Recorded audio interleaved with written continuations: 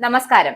Israel US സംയുക്ത ആക്രമണത്തിൽ ഇറാന്റെ പരമോന്നത നേതാവ് ആയത്തുള്ള അലി ഖമേനി കൊല്ലപ്പെട്ടിരിക്കാമെന്ന് ഇറാൻ മാധ്യമങ്ങളും ഖമേനിയുടെ മകളും പേരക്കുട്ടിയും വ്യോമാക്രമണത്തിൽ കൊല്ലപ്പെട്ടതായും ഫാർസ്, താംസി എന്നീ ഇറാൻ വാർത്താ ഏജൻസികളും റിപ്പോർട്ട് ചെയ്യുന്നുണ്ട്. അതായത് ഇവ സ്ഥിരീകരിച്ചിട്ടുമുണ്ട്. ഇറാൻ ഔദ്യോഗിക മാധ്യമങ്ങളെ ഉദ്ധരിച്ച് വാർത്താ ഏജൻസിയായ റോയിട്ടേഴ്സും ഇക്കാര്യം റിപ്പോർട്ട് ചെയ്തു. ഖമേനിയുടെ മരുമകളും ഈ ആക്രമണത്തിൽ കൊല്ലപ്പെട്ടതായും ഇറാൻ മാധ്യമങ്ങൾ സ്ഥിരീകരിച്ചിട്ടുണ്ട്. ഖമേനി കൊല്ലപ്പെട്ടതായി ഇസ്രയേലും അമേരിക്കയും അവകാശപ്പെട്ടിരുന്നു. ഇസ്രയേൽ പ്രധാനമന്ത്രി ബെഞ്ചമിൻ നെതന്യാഹു സമാനമായ സൂചനകൾ നൽകി. ഖമേനി ഇനി ഇല്ല എന്ന് സൂചിപ്പിക്കുന്ന നിരവധി ലക്ഷണങ്ങളുണ്ട് എന്ന് പറഞ്ഞ അദ്ദേഹം ഖമേനിയുടെ കൊട്ടാരം തകർക്കപ്പെട്ടതായും വെളിപ്പെടുത്തി. ഖമേനിയുടെ മൃതദേഹം കണ്ടെത്തിയതായി ഒരു മുതിർന്ന ഇസ്രായേലി ഉദ്യോഗസ്ഥൻ വെളിപ്പെടുത്തിയതായും റിപ്പോർട്ടുകളുണ്ട്. ഖമേനിയും ഇറാൻ പ്രസിഡന്റ് മസൂദ് പെഷഷ്കിയാനും സുരക്ഷിതനാണ് എന്നാണ് വിദേശകാര്യമന്ത്രി അബ്ബാസ് അരാജിക്ക് അവകാശപ്പെട്ടത്. ഇതിന് പിന്നാലെയാണ് ഖമേനി ജീവിച്ചിരിപ്പുണ്ട് എന്ന് സൂചിപ്പിക്കുന്ന തരത്തിൽ അദ്ദേഹത്തിന്റെ ഔദ്യോഗിക എക്സ് അക്കൗണ്ടിൽ നിന്നും ഒരു പോസ്റ്റ് പ്രത്യക്ഷപ്പെട്ടിരുന്നു. അതേസമയം ഖമേനി ജീവിച്ചിരിപ്പുണ്ട് എന്ന് വ്യക്തമാകുന്ന തരത്തിലുള്ള ശബ്ദ സന്ദേശമോ വീഡിയോയോ പുറത്തു വരാത്തത് സംശയങ്ങൾക്ക് ഇടം നൽകുന്നുണ്ട്. ഇറാൻ തലസ്ഥാനമായ ടെഹ്റാനിലും പരിസര പ്രദേശത്തുമാണ് തന്ത്രപ്രധാനമായ സൈനിക കേന്ദ്രങ്ങൾ ലക്ഷ്യമിട്ടാണ് ആക്രമണം നടന്നത്. നഗരത്തിലുടനീളം ശക്തമായ സ്ഫോടനങ്ങൾ കേട്ടതായും അടിയന്തര സേവന വിഭാഗങ്ങൾ വിന്യസിച്ചതായും റിപ്പോർട്ടുകളുണ്ട്.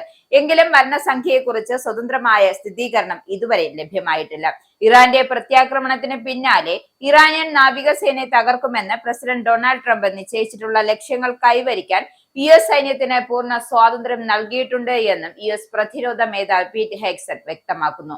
അമേരിക്കക്കാരെ ലക്ഷ്യം വെച്ചുള്ള ഇറാന്റെ മിസൈൽ ആക്രമണങ്ങളെ വച്ചുപൊറുപ്പിക്കില്ല എന്നാണ് ഹെഗ്സെറ്റ് എക്സിൽ കുറിച്ചത്. ഇറാൻ മിസൈൽ ഉൽപാദന കേന്ദ്രങ്ങളെയും നാവികസേനയും തകർക്കുമെന്നും അദ്ദേഹം മുന്നറിയിപ്പ് നൽകുന്നുണ്ട്. ഇറാനെ ഒരിക്കലും ആണവായുധം കൈവശം വെക്കാൻ അനുവദിക്കില്ല എന്ന ട്രംപിന്റെ നിലപാടിൽ അദ്ദേഹം ആവർത്തിച്ച് വീണ്ടും വ്യക്തമാക്കുകയാണ്. ഈ സംഘർഷം അമേരിക്ക തുടങ്ങിയതല്ല, എന്നാൽ ഞങ്ങളിത് അവസാനിപ്പിക്കുമെന്നും ലോകത്ത് എവിടെയെങ്കിലും നിങ്ങൾ അമേരിക്കക്കാരെ കൊല്ലാനോ ഭീഷണിപ്പെടുത്തുവാനോ മുതിർന്നാൽ ഞങ്ങൾ നിങ്ങളെ വേട്ടയാടുകയും വധിക്കുകയും ചെയ്യുമെന്നാണ് പീറ്റർ ഹെഗ്സെറ്റ് വ്യക്തമാക്കിയത്. ഇറാൻ പരമോന്നത നേതാവിന്റെ മരണത്തെക്കുറിച്ചുള്ള വിവരങ്ങൾ ഡൊണാൾഡ് ട്രംപിന് ലഭിച്ചത് ഇസ്രായേലിൽ നിന്നാണ് സൂചന. അമേരിക്കൻ രഹസ്യാന്വേഷണ ഏജൻസികളോ പെന്റഗനോ ഇത്തരം ഒരു വിവരം പ്രസിഡന്റിന് കൈമാറിയതായി ഇതുവരെയും സൂചനയില്ല.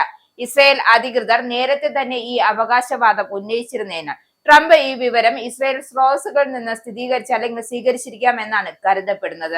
എന്തിന്റെ അടിസ്ഥാനത്തിലാണ് ഇത്രയും ഉറപ്പോടെ അദ്ദേഹം ഈ പ്രസ്താവന നടത്തിയത് എന്ന ചോദ്യം ഇപ്പോൾ ശക്തമാണ്.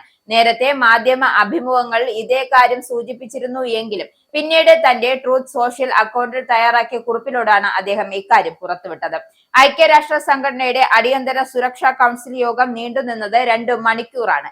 സുരക്ഷാ കൗൺസിലിൽ 15 അംഗങ്ങളെയും UN സെക്രട്ടറി ജനറൽ ആന്റോണിയോ ഗുട്ടറസും ഇസ്രായേൽ അംബാസഡർമാരും യോഗത്തിൽ സംസാരിച്ചിരുന്നു.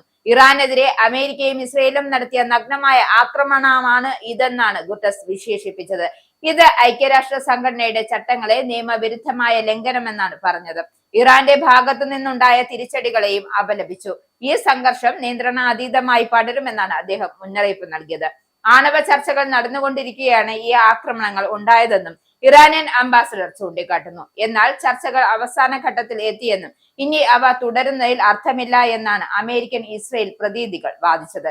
ചർച്ചകൾ തുടരണമോ എന്ന കാര്യത്തിൽ ഇനിയും എന്ത് സംഭവിക്കാമെന്നതിൽ രാജ്യങ്ങൾക്കിടയിൽ വലിയ ഭിന്നത നിലനിൽക്കുന്നുണ്ട്. എന്തായാലും ഇനി യുദ്ധം ഏതു തരത്തിൽ പോകുമെന്ന് നമുക്ക് കാത്തിരുന്ന് തന്നെ കാണാം.